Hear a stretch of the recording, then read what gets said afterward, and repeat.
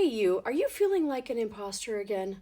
So if you ever feel like you're faking it or a fraud and everybody's going to find out, just pause. You're not an imposter, you're not a fraud. You're just unaware of how amazing that you already are. So, hi there. My name is Andrea Hunt, and I'm an EFT empowerment coach. I help people to break outside of their comfort zones without the resistance, fears, and self sabotage and procrastination that usually stops them. And I help them rebuild their confidence after things like job loss or maybe breakups.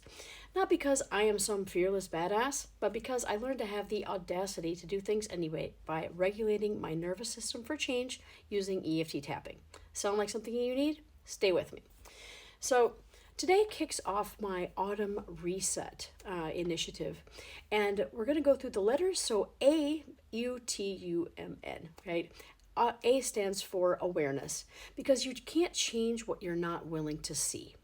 So here are 5 quick questions to ask yourself the next time your imposter syndrome shows up with that negative little voice that is trying to discredit you, trying to devalue you, and trying to make you feel like crap.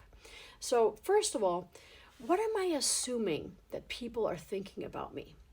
And do I have any proof or evidence? Because a lot of times we go through mind reading, like, okay, I'm sure that they don't like me, or I'm sure that they are judging me, or I'm sure that they're not taking me seriously. The fact is, do you have any evidence of that? Because you might be projecting your own insecurities on what you see around you and your perception. The second question I want you to ask is, whose voice am I actually hearing right now? Is this mine, or is this somebody from my past? So many times it's not your voice or your limiting belief that came from you. It came from a past experience, or a lot of times, did your parents say something? Because maybe your dad used to tell you that you weren't smart, or maybe you had an ex partner that used to criticize you in a certain way, and now you've got an insecurity about it. So I want you to challenge it by saying, like, okay, is this your belief or is it somebody else's? Because if you realize that it's not yours, it's easier to let go of. Third thing, what fear am I protecting myself from by staying small? Now, this might be something as simple as, am I afraid that people are going to criticize me?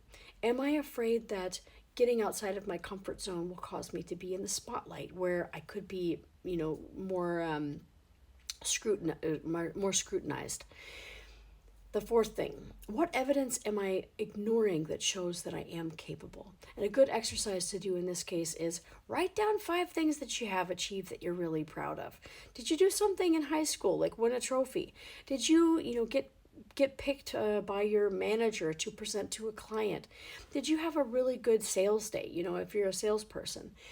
So I want you to think about the times where you did feel capable and remind yourself of that, because it's okay to be proud of yourself, and that will help fuel your confidence into the next situations. All right, number 5. Finally, what would you say to a friend who feels like this? Because a lot of times we are our worst critic. A lot of times, let's say a friend was like, oh, I want to apply for this job, but I just don't feel like I'm going to get it. I don't feel like it. What would you say to them? I mean, hopefully you wouldn't be like, well, yeah, because you're not smart enough and you don't know what you're doing, so why bother?